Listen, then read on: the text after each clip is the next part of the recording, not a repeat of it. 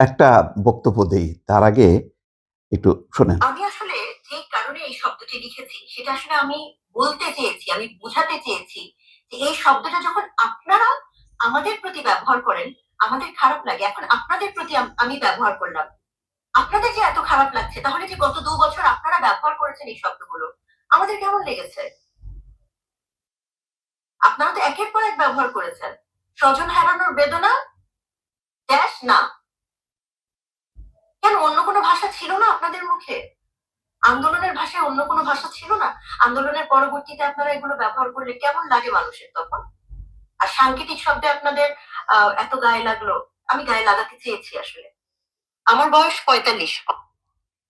যাক, শাওনের বয়স ৪৫ হোক আর যাই হোক না কেন, কিন্তু কথা হলো যে কুকুর যদি কামড়ায়, আমিও কি কামড়াবো? আপনি কুকুরের ভাষা, ঘেউ ঘেউ ভাষা, আপনি কি ঘেউ ঘেউ করেন নাকি মেউ মেউ করেন? ধরেন কুকুর যদি এটা ফাউল, কুকুর আমার বয়স ৪৫। ঘেউ ঘেউ করে ওঠে যখন, তখন আপনি কি মেউ মেউ করে ওঠেন? তা তো না। এই ধরনের এটা কোনো যুক্তি হলো শাওনের? আমি বুঝলাম না এটা। প্রয়াত হুমায়ূন আহমেদের স্ত্রী তিনি, তারও তো একটা কালচারাল মান থাকবে। গত ২ বছর থেকে যারা গালি দিয়ে একটা কালচারকে স্টাবলিশ করার চেষ্টা করছে, তার বিরুদ্ধে তো সেটা তো অ্যাকসেপ্টেড হয়নি। আমরা অনেকেই বলছি যে আমিও সোশ্যাল মিডিয়াতে অ্যাক্টিভ। আমি কখনো কাউকে গালি দিয়েছি বলেন তো? একটা উদাহরণ দেন যে কাউকে আমি গালি দিয়ে কথা বলি, আমি সমালোচনা করি। সেই সমালোচনা আ কেউ নিতে পারে, কেউ নিতে পারে না। কিন্তু গালি হবে কেন? গালি তো শেখ হাসিনার আমি অনেক এই যে তার আক্রমণাত্মক শব্দ, ঠাট্টা করা, প্রতিপক্ষকে মানে হুমকি দেয়া, উচ্ছেদ করা, মেরে ফেলো, জবাই করো, মানে পুঁতে ফেলো, আ একদম ধ্বংস করে দাও। এই সমস্ত বক্তব্যগুলো আ বেগম খালেদা জিয়ার কে উদ্দেশ্য করে, বিএনপিকে উদ্দেশ্য করে, জামাতকে, তারও আমি নিন্দা জানাইছি। বহুবার প্রতিবাদ করছি যে এটা নেতা-নেত্রীদের ভাষণ আ মানে বয়ান হইতে পারে না। মানে এটা যদি তারা দেন তাহলে নিচের লেভেলে আরো খারাপ অবস্থা তৈরি হবে এবং রাজনীতিটা খুবই হিংসাত্মক হবে। খারাপ হবে রাজনীতিটা। ভালো রাজনীতি আর পাবো না আমরা।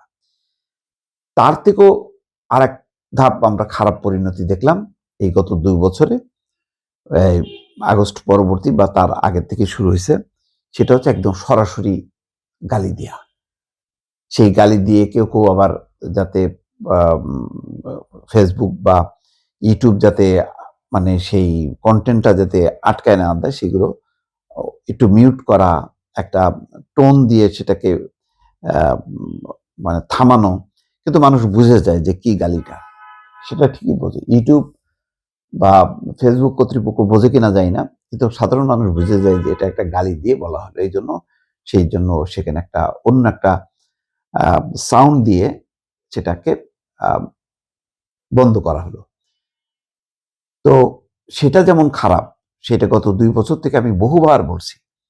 এমনকি একজন তরুণ প্রয়াত নেতা, যার মর্মান্তিক মৃত্যু হয়েছিল, তারও তার হয়তো বহু দার্শনিক কথাবার্তা বা তার অ্যাটিটিউডটা আ মানে তাকে স্বাগত জানালেও একটা গণতন্ত্রমনা মানুষ হিসাবে তার ওই যে গালিটা, সেটা আমি বলছি যে এই গালিটা আমি উচ্চারণ করে বলতে পারবো না যে এই গালিটা খারাপ জিনিস।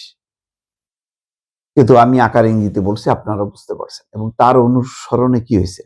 তার মৃত্যুর পরও তাকে কেন্দ্র করে তার অনুসারী অথবা তারকে ব্যবহারকারী কিছু তরুণরা শাহবাগে এসে স্লোগান দিয়েছে এবং সেখানে দেখা গেছে হিজাব পরা, বোরকা পরা নারীরা পর্যন্ত তাদের নিজেদের অঙ্গ-প্রত্যঙ্গ নিয়ে সে স্লোগান দিয়েছে। সেটার আমি কতবার উচ্চারণ করছি যে এটা খারাপ, খারাপ, খারাপ। এখন ওটাকে প্রতিবাদ করতে যেয়ে শাওন, তিনি তো নিঃসন্দেহে একজন নামকরা মানুষ। তো তার কি এইটা সাংকেতিক শব্দ ইউজ করে হোক আর যে কেউই হোক না কেন, সেটা কি ঠিক হয়েছে? এটা কি গ্রহণযোগ্য হয়? সেজন্য বললাম তো যে আপনি গালির বিপরীতে গালি না। তারেক রহমান দেখেন তিনি বলছেন না যে আমি প্রতিশোধ নিতে পারতাম। কিন্তু আমি যদি প্রতিশোধ নিই তাহলে সেটা কি মানে আমি যেমন মানে আমার পিঠে এখনো হাড় জোড়া লাগেনি, ব্যথা অনুভব করে। সেই হাড়টা কি জোড়া লাগবে? বা আমি যদি প্রতিশোধ নিতে চাই, আমার মা কি বলবে যে হ্যাঁ প্রতিশোধ নাও? নাকি বলবে যে দেশের উন্নয়ন করে তুমি সেই প্রতিশোধটা নাও? নিশ্চয়ই ভালো কাজটার কথাই বলবে। তো সেরকমভাবে আপনি একজন ধরেন আপনাকে গালি দিচ্ছে অব্যাহতভাবে। আপনি কি এক পর্যায়ে সাংকেতিক শব্দ হোক আর যেইভাবে হোক না কেন, আপনি কি পাল্টা তাই বলবেন? আপনি সেটা তো অবশ্যই বলবেন না। আপনি আপনার ভদ্র ব্যবহার দিয়ে, প্রতিবাদের চমৎকার ভাষা দিয়ে আপনি মানুষের হৃদয় অর্জন করুন বা তাকে লজ্জার মধ্যে ফেলে দেন। কিন্তু আপনি তো তাকে আরো উত্তেজিত করলেন। দেখেন আপনার এই একটা সাংকেতিক অ্যা শব্দ দিয়ে আপনি যেটা করলেন, তার বিপরীতে আপনাকে কত রকমের কথা শুনতে হচ্ছে, কত রকমের ভাষা করতে হচ্ছে। এটাও তো দেখছি। এটাকেও আমি সমর্থন করছি না। আপনাকেও গালি দিয়ে যারা কথাগুলি বলছে আকারে, ইঙ্গিতে, অনেক বিখ্যাত মানুষও বলছে, নামকরা লোকজনও বলছে। আমি কিন্তু আজকে ১ম মুখ খুললাম।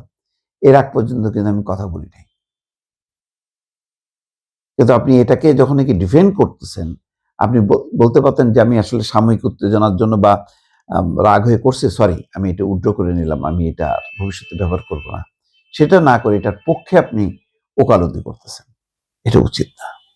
আপনার জুলাই চেতনা হোক, ৭১ এর চেতনা হোক, যে চেতনাই হোক না কেন, আপনি কোনোভাবেই যখন নাকি আপনি একজন বিশিষ্ট মানুষ, আপনি যখন নাকি দেশের দেশ নিয়ে ভাবেন, দেশের রাজনীতি নিয়ে ভাবেন, পরিবর্তনের কথা চিন্তা করেন, তখন আপনাকে উন্নত কালচার দিয়ে মানুষকে উদ্বুদ্ধ করতে হবে। কোনো হিংসাত্মক, কোনো অশালীন, অশ্লীল ভাবে মানুষকে প্রতিবাদের ভাষাগুলো রপ্ত করায় একটা পরিবর্তনের চিন্তা করবেন।